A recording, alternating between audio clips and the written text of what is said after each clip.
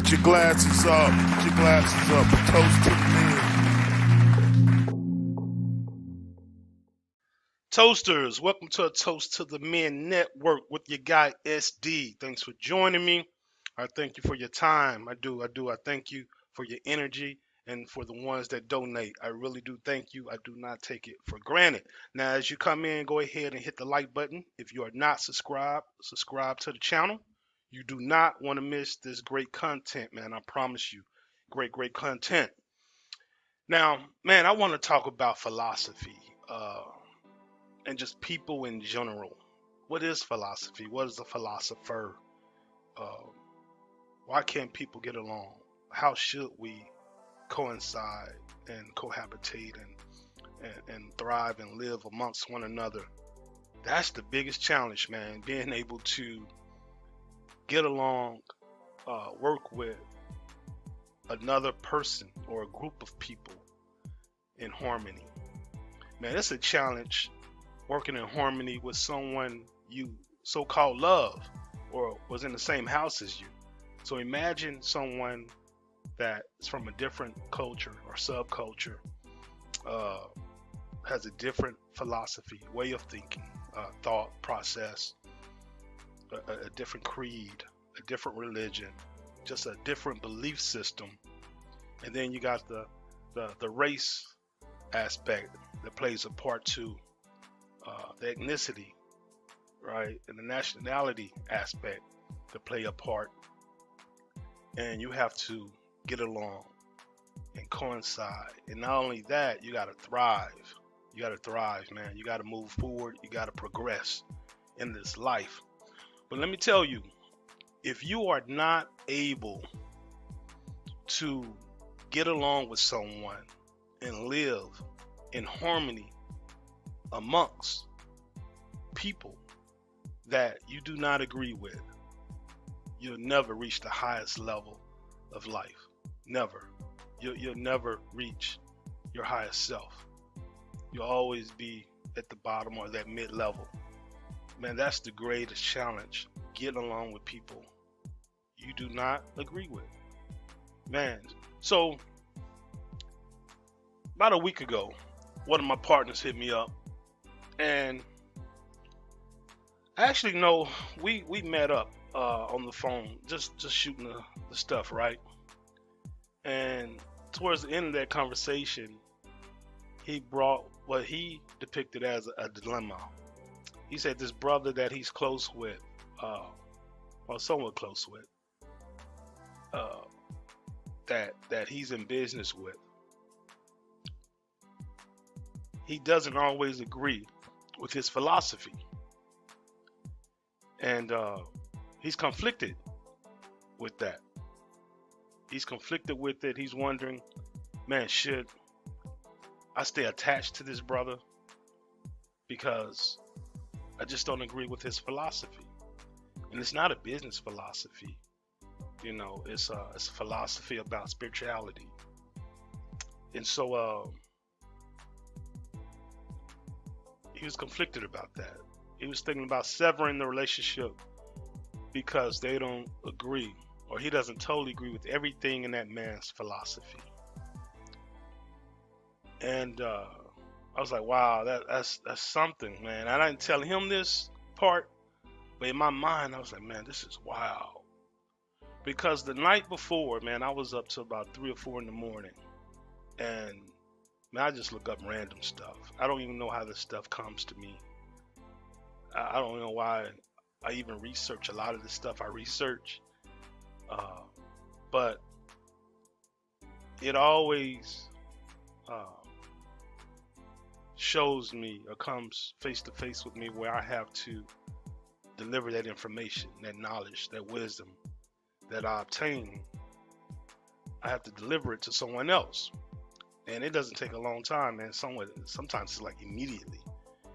And so the night before, it's about 3, 4 in the morning, man, I was just doing a lot of deep research on Socrates and Nietzsche, the two philosophers, you know, Socrates and Nietzsche. And of course, these two brothers are from different eras, but Nietzsche didn't agree with Socrates. He didn't, man. And Socrates is considered the father of philosophy.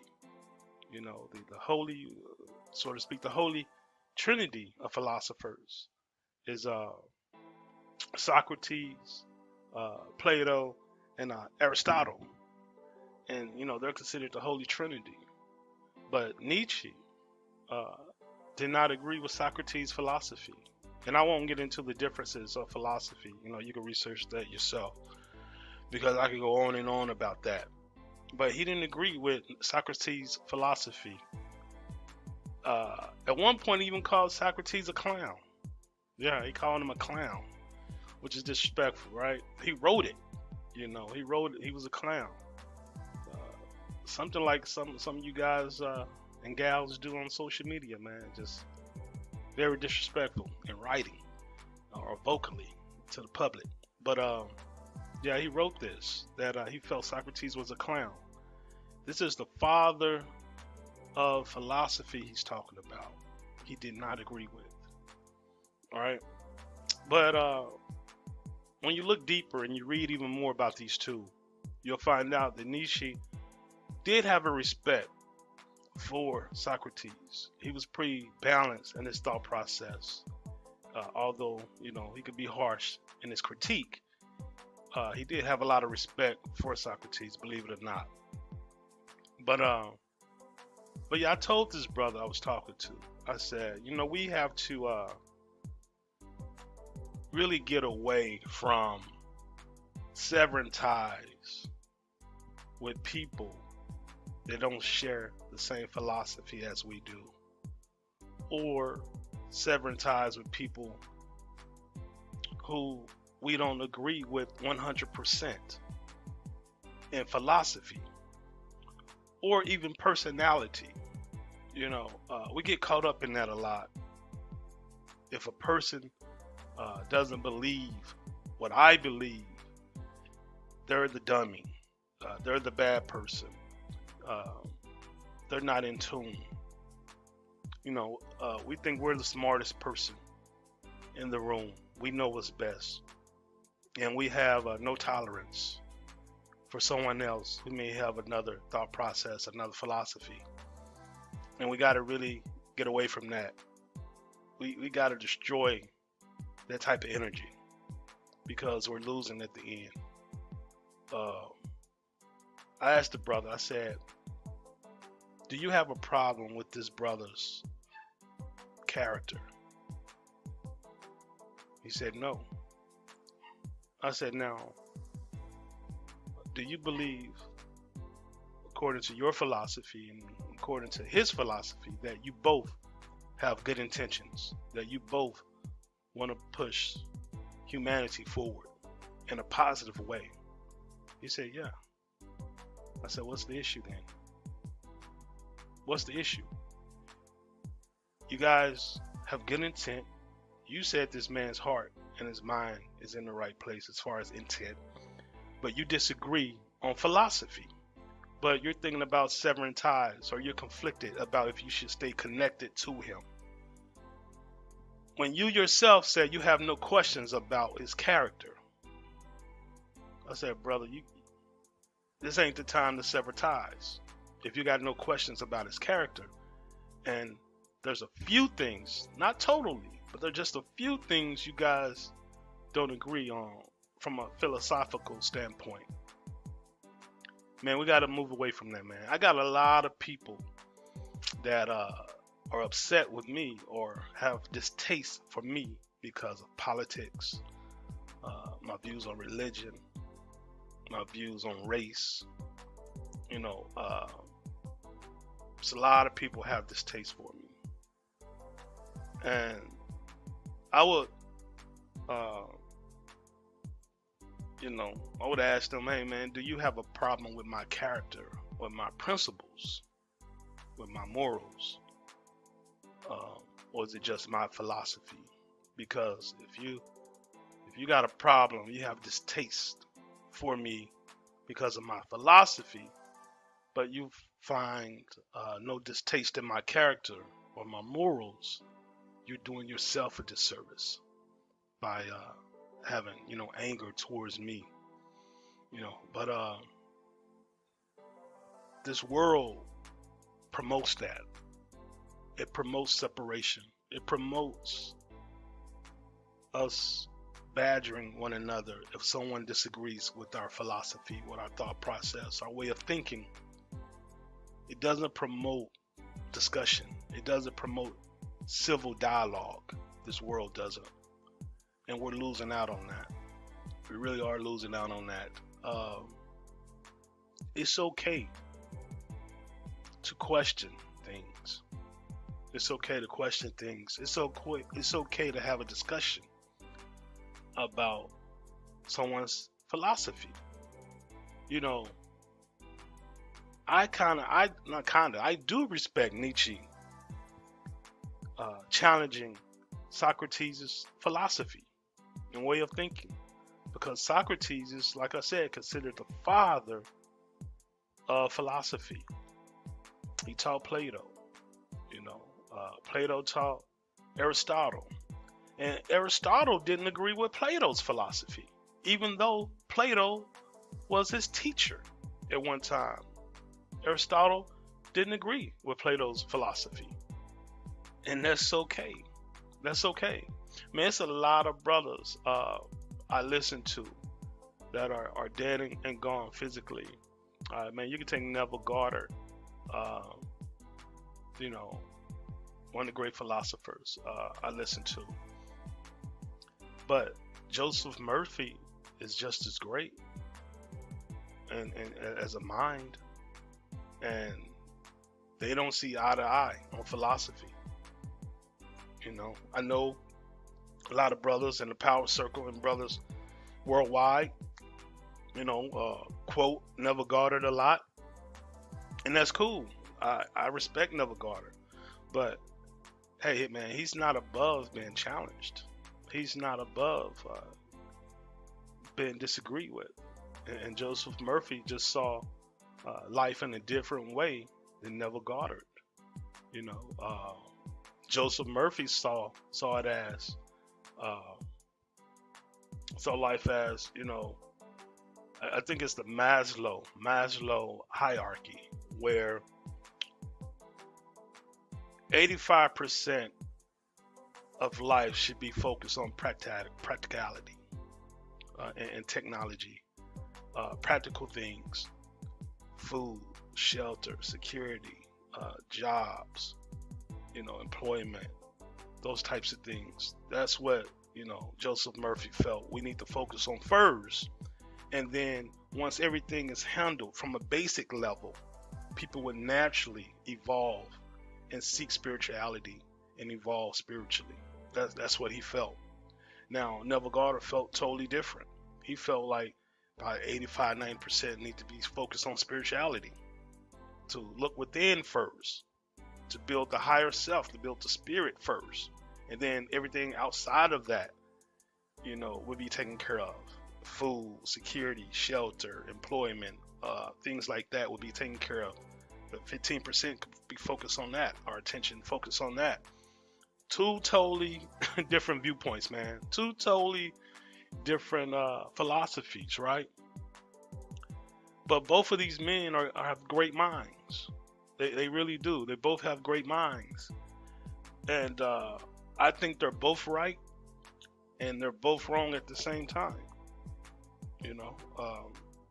I think they're too heavy, focused on one side.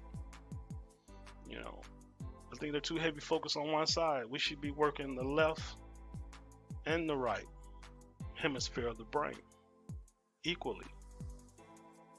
That's what we should be focused on. But the entire brain, the entire mind is open, and they're too heavy. Both of them are too heavy on one side. And I always say, man, my heaven and earth should match up. Yeah, my spirituality and my material world should look the same. They should be both on a high level. I really believe that. And that's okay, man. And I know, with Neville, he was more polarizing. because you got to remember with Neville, man, he's a former stage actor. So when you're listening to Neville Goddard, man, you're listening to a preacher, you're listening to an actor. And I'm not saying he's not genuine. I'm not saying that, but you gotta understand, he has a thing for the theatrics. You're listening to a preacher. You're listening to a trained stage actor. You gotta understand that.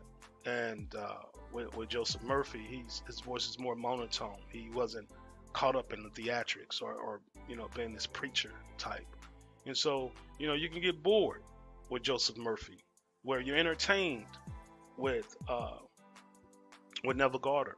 Although he does have substance, they both have substance, but they just have different deliveries and different motives. And so, but if you look at book sales, man, and Joseph Murphy probably sells more books than Neville Goddard. Yeah, I'll be willing to bet money on that. He sells more books than Neville Goddard, although Neville Goddard is more lively in his delivery. And so, in today's world, man, we can question each other. We can challenge each other respectfully. We can disagree. We don't have to say, man, you're going to hell, or you're misinformed, or you're ignorant because you disagree with me. We don't have to go there. You're actually doing yourself a disservice, man, when you cut off your mind to listening, to having the discussion. You got to be willing to have the discussion. What are you scared of? Why are you scared to have the discussion? We got to get to that point, man, where no topic is off limits. As long as it's presented in a loving and mature way, no topic should be off limits. Man, you look back, man, you got Booker T. Washington versus W. Du Bois, right? You got Kevin Samuels, R.I.P., versus the Jackson. I can't remember his whole Derrick Jackson, right? You got Malcolm X versus M.A.K. Jr., Martin Luther King Jr. Different philosophies. Different philosophies, man, different processes. And you can be right, like I said earlier, with Neville and Murphy, you could be right and wrong at the same time because you're leaning too heavily on one side. You know who got it right? And I'm not a Christian. I don't practice any religion. I practice the religion of humanity, man. Loving humanity. But I'm going to tell you who got it right. Jesus got it right, man. Straight up. Jesus got it right. Jesus said, seek the kingdom first. Seek the kingdom first.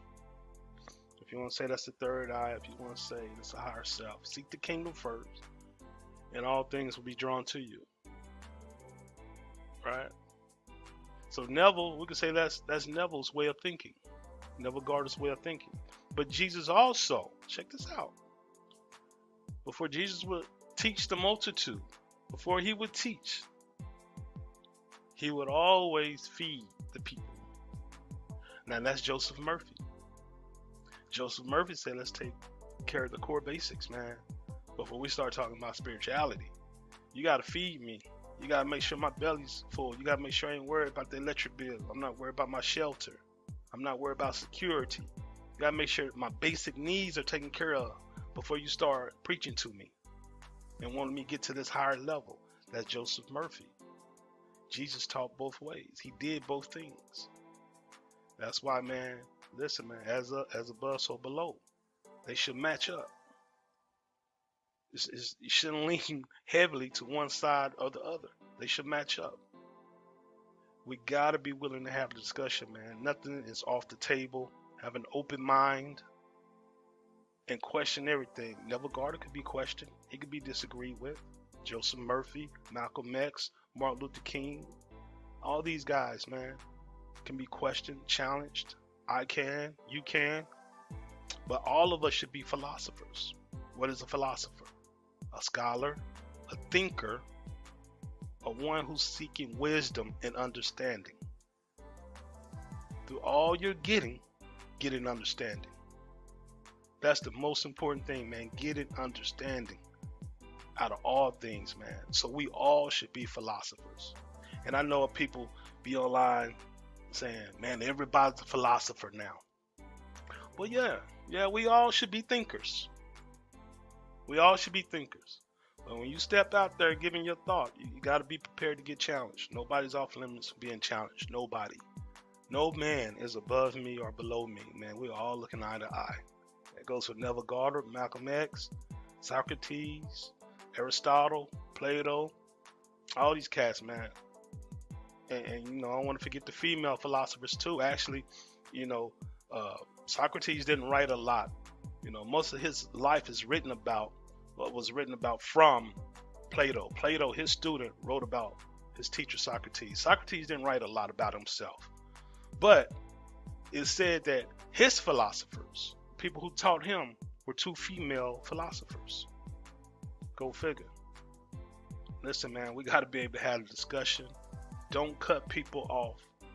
Don't condemn people to a prison, to hell, because they disagree with you. Don't do it, man. You're doing yourself a disservice. Let's open our minds, brothers and sisters. Let's open our minds. Let's talk about it.